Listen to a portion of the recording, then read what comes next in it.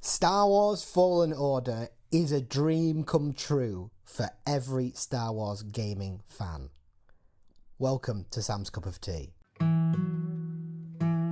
Sam's Cup of Tea. Sam's Cup of Tea.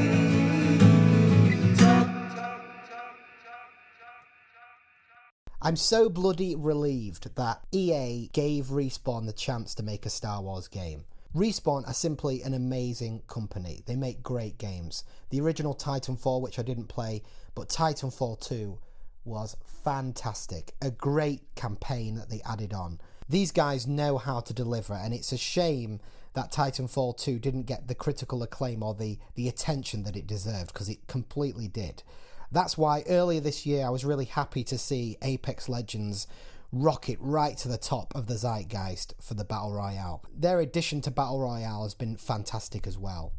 But it's great to see Respawn do what they do best, and that is, in my opinion, as much as I love Apex Legends, I'm just really pleased that we've got a game that is basically just story. It's got a campaign, and that's what the focus is. So now that they were given the chance to make a Star Wars game, they opted to make a completely story-based game that's canon, and it fits between the end of episode 3 and A New Hope, between that time. So after Order 66, and it's about the hunting down of the Jedi. It follows Cal Kestis, who's also a young Jedi, survived the purge, so to speak, and you play as him realizing himself as a Jedi. And man, oh man, this is great. The story immediately kicks off 100 miles an hour. You care about the characters that are in it. It's fantastically done. And it feels like Star Wars. It feels like a Star Wars game. It feels like it's been made with love and understanding of what made the series great. This is like a fantasy dream come true. Wielding a lightsaber feels like it always was meant to in this game. Forget fucking Star Wars Jedi Academy. It was great, but this is just... even, I love Battlefront. It's good, but the lightsaber combat in that was just a bit, it's just all over the place. I want to clash. I want to feel like that. I'm a big fan of Sekiro, I'm a big fan of Dark Souls, and this takes direct inspiration from that. I played Sekiro so much this year, almost completed. I'm at pretty much the final little bit, the final boss, and Jesus, it's so frustrating. But the combat in that game is fantastic, and this game feels like that. It's about timing and parrying, and it's difficult, it's punishing, but blocking laser blasts in this and firing them back at the stormtroopers is so satisfying in this game.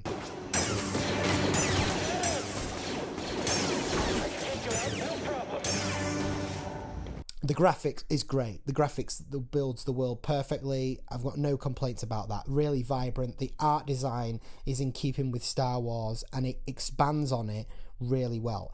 It has multiple worlds that you can travel to. And in a lot of ways, this game feels like... people have been saying Metroidvania, Dark Souls, Titanfall. Yeah, there are aspects of Titanfall with the wall running. There are aspects of Uncharted with the stuff in there. And, of course, the Metroid thing of the way that the levels are designed. I didn't really play much Metroid, so I'm not really familiar. But one game that this really reminds me of, and I haven't heard this comparison be said because it's kind of a little bit more obscure, but... I played a game on the GameCube called Star Fox Adventures. Not Lilac Wars, where you're playing in the ship, but there's a game that was released for the GameCube called Star Fox Adventures, where you play as Star Fox, and it's like this game. It's like a third-person thing, and you have a staff, and he can travel from planet to planet, and I love that game so much. It's like the game I got when I got GameCube for Christmas in like 2003 or 2002, and I chose that game to go with it, and I played that game to death, and it was fantastic.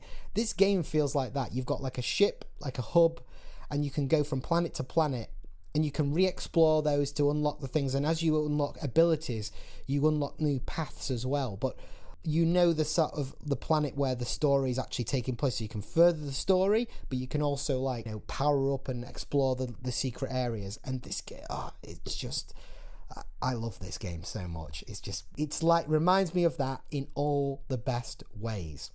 Not only that, it's actually expanding on the the canon of Star Wars, and it takes place in a really interesting time, which is after Order 66. What happened after the Empire came to power? The Empire has full grip on the galaxy, and it's only tightening that. What are the remaining Jedi doing? What would you do if you were a Jedi? What would your path be? And it does this great thing where it does flashbacks to your master. In terms of music, they did a great job. Stephen Barton returns. He did the soundtrack to the 2 Titanfall games, Apex Legends, and he joins another guy, I can't remember his name, and they basically make a completely unique Star Wars soundtrack. And he did an amazing job in Titanfall as well, and Apex Legends. Very distinct scores, and this is no different. It's John Williams-esque. It's enough of John Williams to be familiar, but also at the same time, it's its own thing. It's a new score, and it works perfectly. Everything feels great. The exploration, the story, the characters are really great. It feels like they understand the droid, BD. It's like BD is a little bit similar to BT. I feel like they're referencing Titanfall 2 there, but they did a great job of like that BT character in Titanfall was incredible. And BD kind of sits on your back, and they utilize the droid in such a great way that you're like, God, why didn't anybody think of this before? It's so clever. You've got your ship crew, who all are great. Great cast of characters, and very kind of Star Wars, in that kind of Star Wars vein. It really works well. The boss fights in this are just great. The proper fights that are like with sabers, they feel like real sword fights, and they're so... I've been waiting for this kind of game for so long, and there seems to be this emphasis on like making Star Wars games that way the emphasis isn't on being a Jedi, and everybody knows it's the coolest aspect of Star Wars. Wielding a lightsaber and having force powers is what everybody wants. Why do people keep making these games that are like, let's be kind of like a bounty, let's be like a normal soldier in the heat of the battle? No, let's make a game where you're a fucking Jedi. That's what the majority of people want. I don't understand this kind of let's be an alien that flies around. No, let's be a Jedi. Let's just be a Jedi. And it nails it so well. And what I liked about this game as well is that, you know, I was a fan of Force Unleashed, but it was a bit over the top. And I like the games that kind of stick to the realism of the movies. And what I mean by that is, in The Force Unleashed, you had this crazy overpowered force powers, which weren't, in my opinion, just seemed a bit silly. And also, one thing I dislike from other games, and what this game gets really right, is that force powers, right, they're invisible. In the movies, you see it, and you see the person get pushed or choked or whatever, and, you know, you can't see the force, right? It's invisible, but you see the effect it has, right? You crush a door, and you just kind of, and you hear the... Right, this game does that really well. It doesn't, like, visualize the force. In other games, there's always this big, huge gust of air, like...